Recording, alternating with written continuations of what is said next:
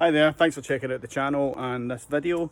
I've taken a break from building the garage and now I'm playing with my camper van. I've been doing a camper van conversion for a little while now, more of a day van than anything else, and I'm just about to change the front seats. So this is a Transit Mark 7.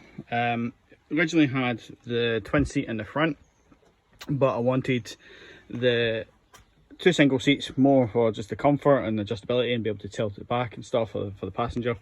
I didn't want to pay upwards of £1,000 for a set of seats to go in the front, so after a little bit of investigation, standard driver's seat base will bolt in to the original fixings.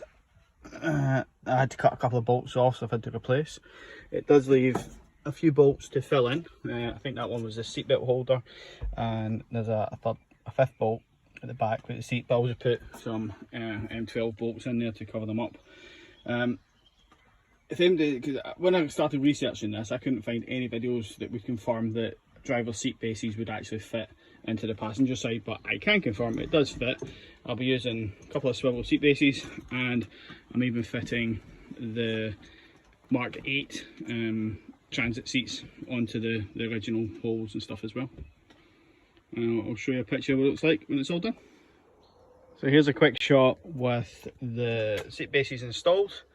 I've actually went for driver's release one on both sides. I bought this one off eBay and it was cheap, so that was the driver's side. I had that one first, but when it came to doing this one, I thought, why not have the release on the passenger side so it's nice and easy to access if you're in the van moving the seat around. We'll see if that works or not. What I did forget to say in the previous video, when you're fitting the driver's seat base, you need to chop the mat slightly, just to allow it to sit flush to the floor. Okay, I'll get the seats installed now and let you see what it looks like.